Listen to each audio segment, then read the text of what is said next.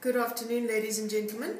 I'm Roseanne Ludik, the National Nursing Manager for Curo Health, and today I'd like to take you through the Vitality form.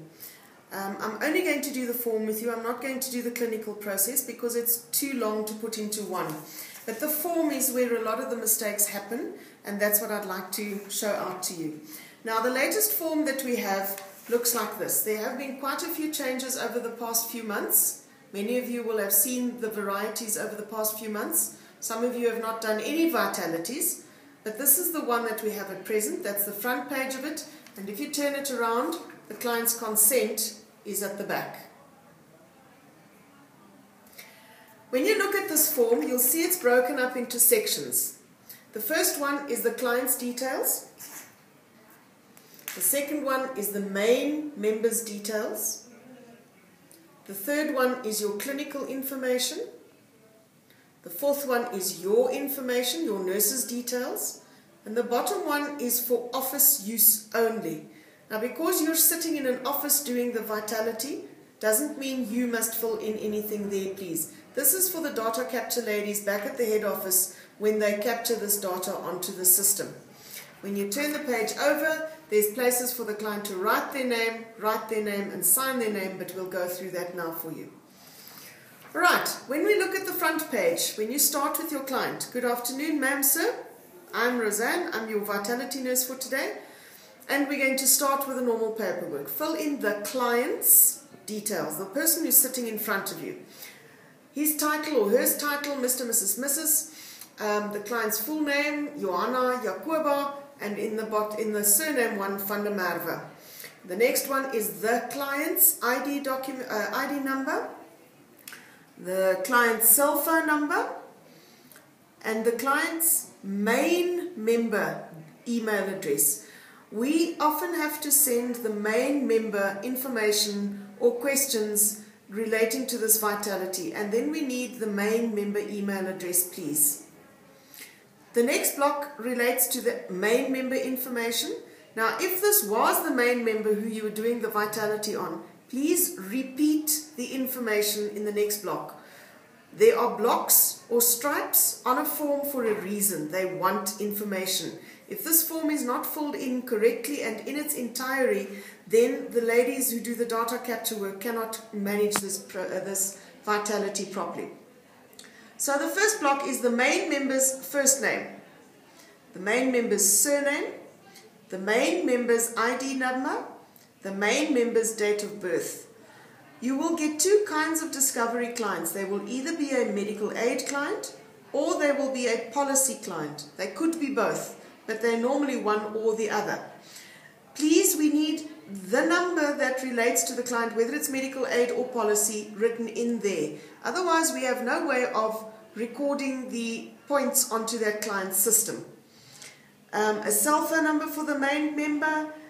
The vitality number, many of them don't know, and it's also not on their discovery card. So if they don't know that, it's not a huge big problem, but what is important is the scheme. For example, Delta or Classic Comprehensive.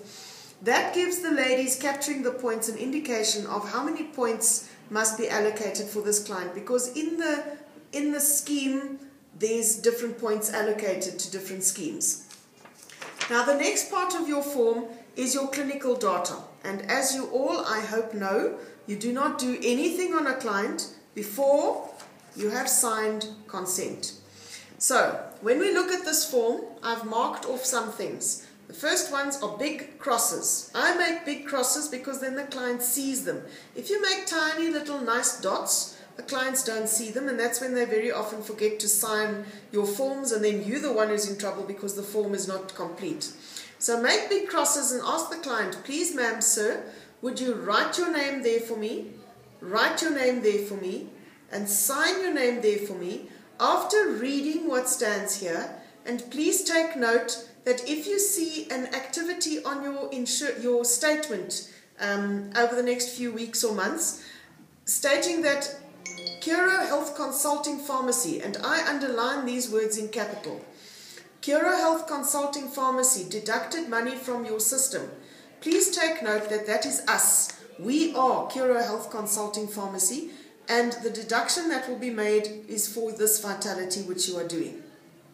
Then give them a minute or two while you set up your stuff to read through, and then when they've done that, go to this little block at the bottom where you're going to tick what tests the client wants done today. Ask the client, will we be doing an HIV screening with you today? Many of them assume that the HIV screening comes standard with the glucose and the cholesterol that we do. It's not. It's an optional extra. But they get extra points for doing that vitality, that HIV screening. Even if the client knows his or her status, explain to them that not only will they get those extra points on their vitality system, which is what they want because then they move up to a higher level, it also is not recorded. The results are not recorded anywhere on this form. So they needn't be concerned that somewhere on some system it's now going to be recorded that they are possibly HIV positive or possibly HIV negative. That is between you and the client, and I always say between you and the client in the table corner. So put them at ease with that. Nowhere is that result going to be recorded, but they will get, I think it's about 5,000 extra points for doing the HIV screening on the day as well. So tick it off. If you want, you can write the dates in there. I normally write them in later when I do the signing. Please don't offer the flu vaccine and the PSA for men. We do those two very seldom because there's a lot of other admin tasks involved with that. So don't offer those two services. So once the client has read through all that, signed consent, is informed about what to do, you can then go back to your front clinical section.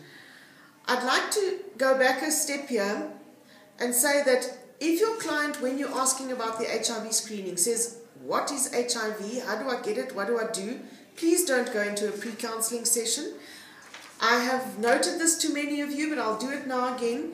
When a client says that to you, please go to your cell phone. On your cell phone, I've asked, I don't know how many of you have got it, to put on your cell phone the HIV toll-free number. That is available 24/7, 365, and the clients can phone it to get their pre-counseling and post-counseling possibly if needed. That number is 08 000 12322. Have that number on your cell phone and give that to the client. If they say they're not sure what HIV is, give them that number. Do not do the HIV screening on that day, on that vitality, and tell them that once they have that information, then we can reschedule to do another HIV screening for them. So right, you've got your signed consent from your client now, and you can now go to the front part to do your testing. Now, I'm not going to do the testing in this training service. I'm teaching you about the paperwork. Every little block is important here. If every little block is not filled in, the ladies doing the data capturing cannot capture this form and cannot allocate the points for this client, for which they have paid at least 270, 280 Rand. So you will have a very irate client if they cannot get the points that they have paid for. You'll see some of them are highlighted in yellow. These are the things that many of you make mistakes or omit to fill in your vitality that Bernice has highlighted for us. The first one is, are you a smoker? Yes, no, used to be. If you used to be a smoker, when did you stop smoking?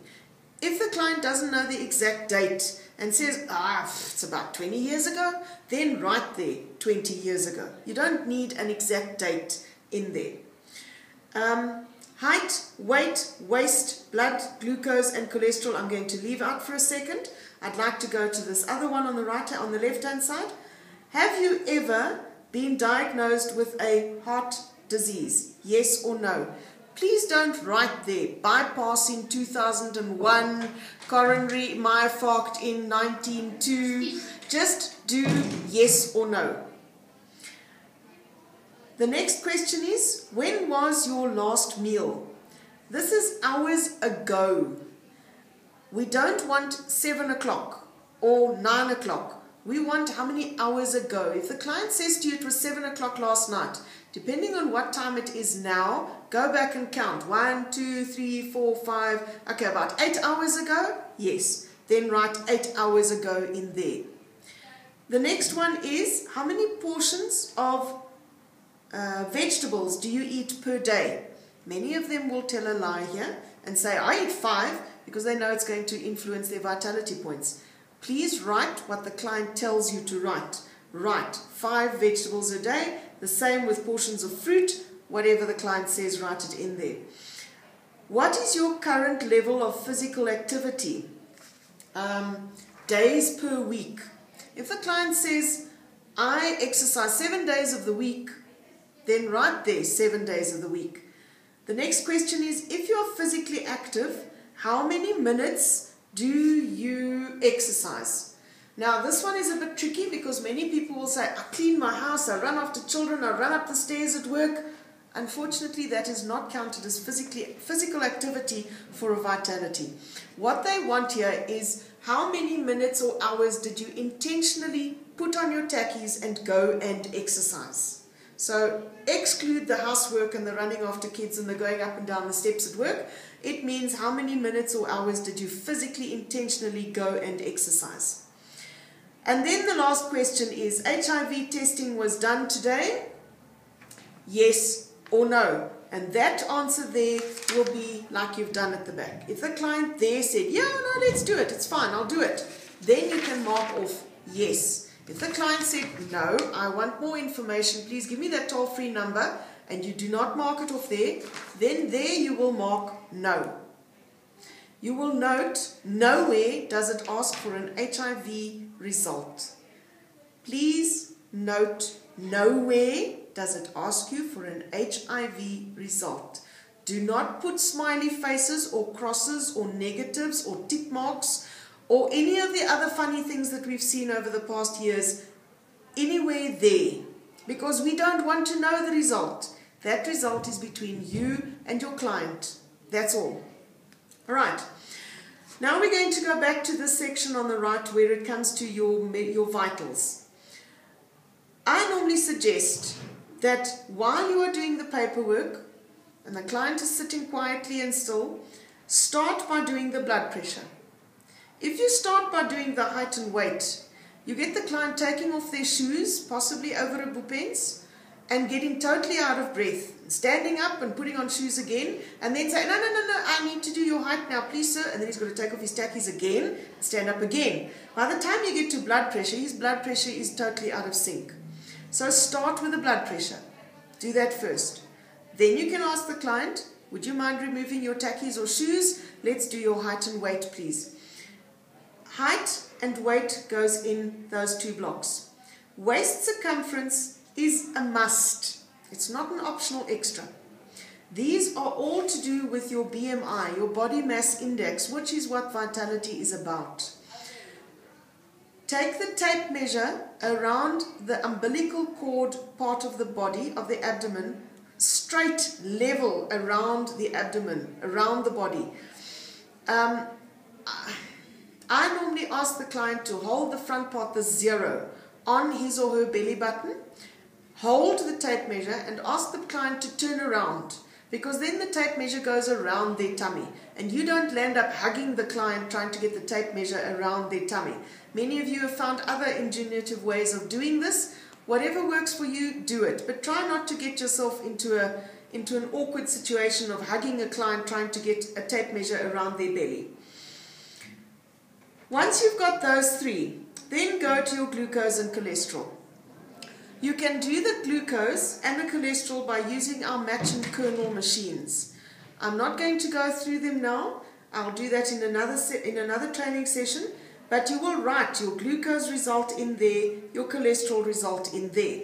So in every one, you will have a result written. The other thing that I want to point out to you quickly, please, is to take note that it's in centimeters and kilograms.